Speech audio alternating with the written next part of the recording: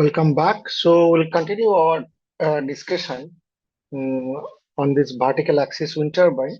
So what we are trying to look at it.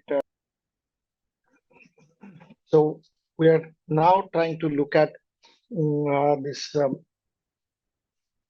uh, performance parameter calculation. So we are using um, the concept of again the velocity triangle.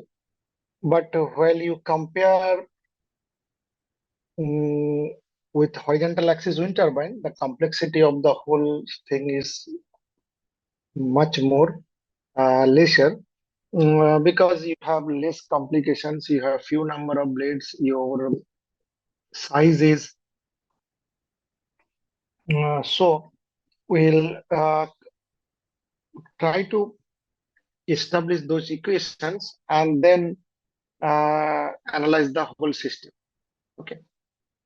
So now last time what we stopped here is that this power coefficient calculation. And as you can see, this particular equation, that equation 19, you cannot solve analytically. You need some numerical methods to solve this. Obviously, one can solve this particular equation under some idealized condition. You may not be possible for all generic condition, but some idealized conditions you can do that. Okay. So that's what it is going to happen. So now we'll take this equation and some case specific situation we can analyze. Let's say start with particularly, let's say particularly we start with high tip speed ratio. So which is lambda quite high. So in this case, what would happen? The angle of attack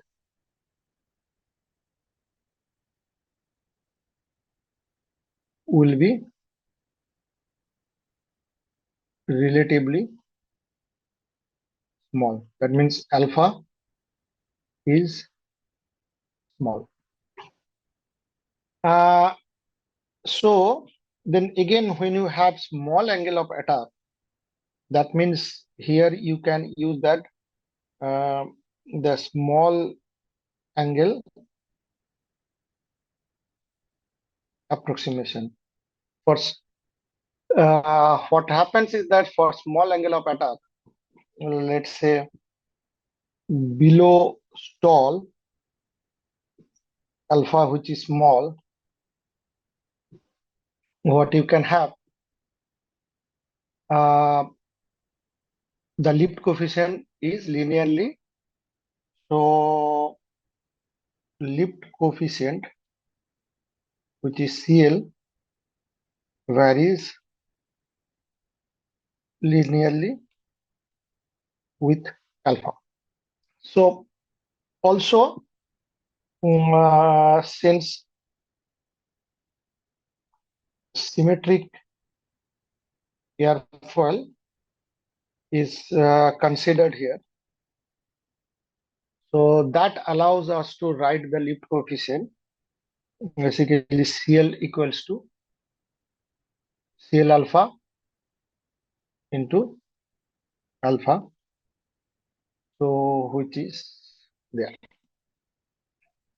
And here, this is the slope of the lift curve. Okay.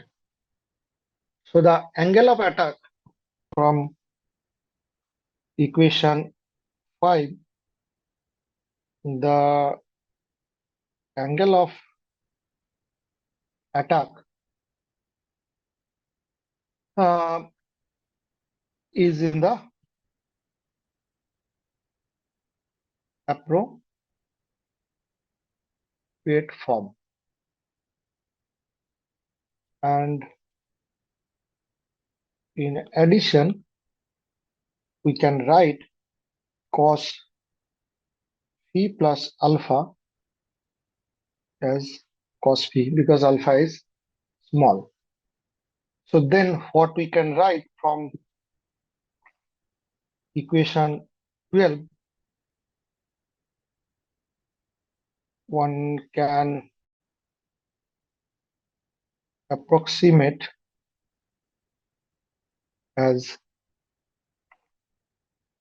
1 by 1 minus a, which is 1 plus 1 by 8, c by r, 1 by 2 pi, 0 to 2 pi, okay, y plus sin phi whole square cos square phi into CL alpha cos phi. So that is equation 21. So what we have term in the bracket here, and this can be expanded. So this can be expanded. Okay. And once we expand this,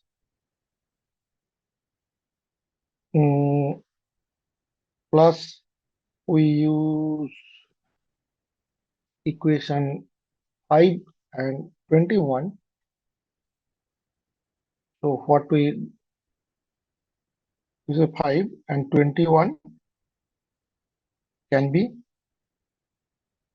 rewritten as 1 by 1 minus a, 1 plus 1 by 16 bc by r, 1 by pi, 0 to 2 pi, y square, 2y sin phi, and square phi, CL alpha, 1 by y cos square phi d phi. Okay. So here we can use that trigonometric identity of this, which is 1. Then this equation, we can write that 1 minus 1 by a equals to 1 plus 1 by 16 bc by r, 1 by pi, 0 to 2 pi. It's a bit of an algebra, nothing more than that. So one has to kind of do it a little bit carefully. Cos square phi dt. So this integration, if we perform, then what happens? So once we perform this integration, this gets you the essentially the sign terms become 0 and cosine terms cosine, let's say square terms become pi or integrate to pi, whatever. So if you rewrite that, there should be 1 plus 1 by 16 bc r CL alpha y plus 1 by y, which approximated as 1 by 1 by 16, or one can say a is 1 by 16 bc by r into lambda. Similarly, the expression for power coefficient can be simplified. Similarly, expression of Cp can be simplified using small angle approximation, and by assuming the drag coefficient to be constant. When you say that drag coefficients to be constant drag coefficient gives us CD of alpha, CD of 0. Okay. So this is a constant drag term that you have. Okay. So what you can write equation 19, okay, which is the power coefficient expression. So you can say equation 19 and then be integrated to yield Cp 4 pi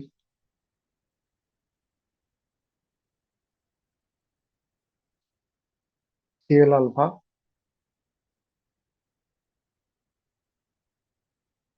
1 minus a to the power 4 divided by lambda y square plus 1 half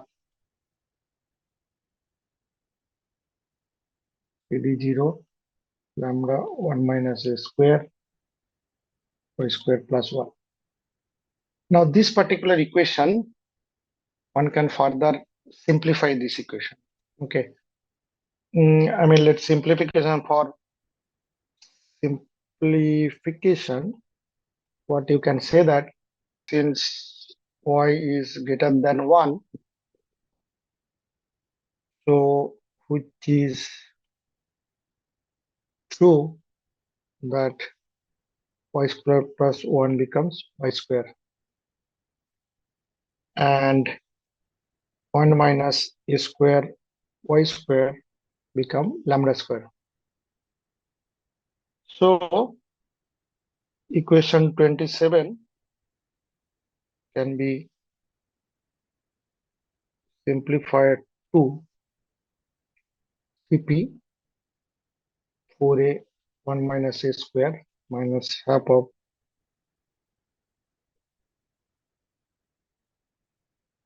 lambda cube. So this is quite simplified situation. If there is no drag, which is more like an idealistic condition, so then you can see the Cp optimum would be at a equals to 1 by 3. So then Cp max is again becomes 16 by 17, which is again 5926. That's the big limit that we have already talked about in the context of horizontal axis wind turbine. Okay. So in this particular case also, same restriction would apply. I mean, what you could see here, that you obtain the Bayes limit, similar Bayes limit that we have obtained for the horizontal axis wind turbine. So when you get this maximum power coefficient, that restriction of minimum limit restriction, so restriction on A, the minimum A is still there, which is validity of less than 0.5. So that means if the induction factor becomes higher, which could be the high flow condition due to turbulent or something, this optimum theory may not hold good. So that kind of gives you a simplified analysis. Obviously, this particular thing that we have seen here, there is one thing that we started is that for high tip speed ratio, that means lambda is quite high. Okay, and also we have some small angle approximation so that the CL curve is linearly proportional to alpha, and then all the sine alpha, cos alpha terms can be approximated based on that small angle approximation. I mean, that is what the actual expression was this, which is the generic expression, and that one can apply to any kind of turbine. I mean, vertical axis wind turbine. I mean, straight blade. Obviously, this is for to mention that straight blade. So then we could got this simplified situation for this. Okay. Now this was single steam tube analysis. So if you recall that we started this discussion as a single steam tube analysis. So now we can move to multiple steam tube momentum theory. So previous one was, so let us here let's draw the circle first. Then we have the aerofoil. Okay.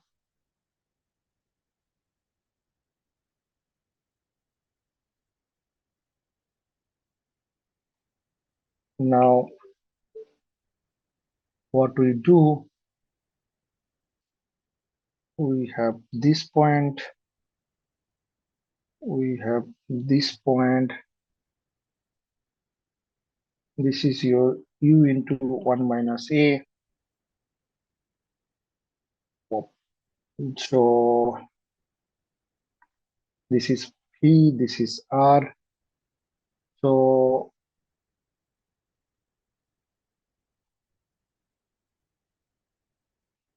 this angle is delta phi. Then this is my r cos phi into delta phi. Okay. This is omega r component, and this is my u. So this is my multiple steam tube geometry. Look at from the top. Okay.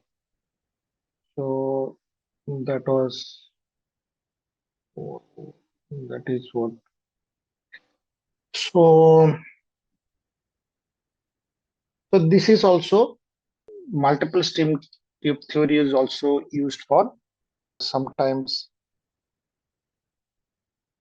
used for analysis of vertical axis wind turbine. Okay. So here in this particular approach, so what is assumed is that A, which is the induction factor, may vary in the direction perpendicular to the wind.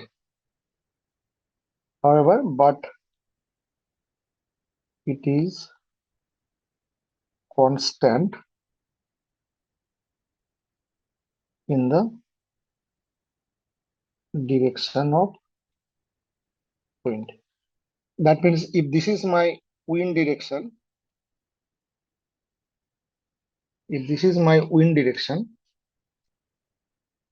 then in this direction A is constant, whereas in this direction A may vary. I mean, defining this system. So that is what it. So that's that is one of the that assumption associated with this multiple steam tube theory. So that means what we are seeing here in this particular picture, or the drawing. So from here, from this figure, what we can say that each stream tube of constant A is parallel to the wind. So as we have shown here, so from this figure, we can draw that interference. Each stream tube of constant A is parallel to the wind. So the force on a stream tube of with R cos phi delta phi can be related to the change in momentum of the passing through it. Okay, that is what with the, I mean, when you compare with the single stream tube analysis to this multiple stream tube analysis, that is one of the difference that you have. Okay, so now what we can write, so we can write the force per unit height, which is similar to equation 7. What we can say that delta FD R cos phi del phi rho 2a 1 minus a p square. So this is the force per unit height, which is again analogous to so now what you can do that, let's say during any given rotation, a single blade will pass through the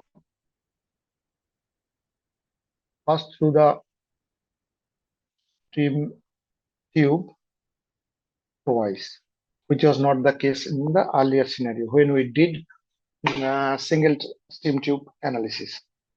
So obviously you can find the forces on the blade by using blade element theory, which is primarily, so one can find forces on blade can be found using blade element theory, which is commonly used. So that's not very uncommon here. So what it turns out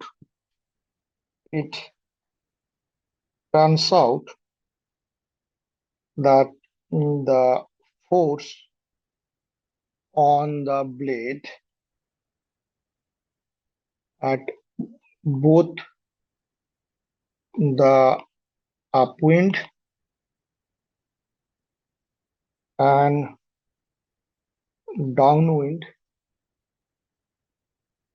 crossing position is the same. So now we can find the force, which is analogous to equation 9, delta FD B into 2 by 2 pi phi2 phi plus delta phi half of rho u real square CCl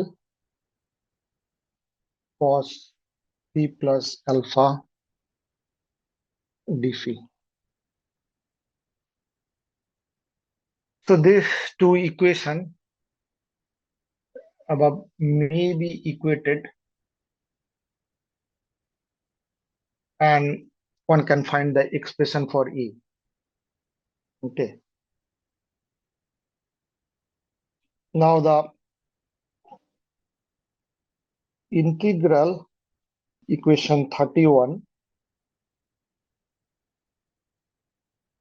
can be approximated as like P2 P plus delta phi half rho u del square CL cos phi plus alpha d phi half rho u del square CL cos phi plus alpha del phi, which is, so this is what we kind of write. Now what you do using equation 30 and 31 and taking advantage of equation 32, one can show that a minus 1 by a equals to 1 by 4 pi bc by r u real by u square cl cos phi plus alpha cos phi. So this power coefficient and power coefficient, which is Cp, can be solved as before equation 27. But in this case, it is to be solved iteratively. So that's what you get, the power coefficients and all these things that you kind of, so you can so it has to be solved iteratively. The reason, because here a is a function of alpha. That is the difference. So one can look at the book by Brias or Parasio. So they have given some detailed calculation procedure for this, but this much would be good enough to have an understanding how, but one can also put this in the numerical programming and get this equation solved. So this is how double stream tube analysis can be also done for vertical axis wind turbine. So we'll stop here and continue this some more discussion on this in the next session.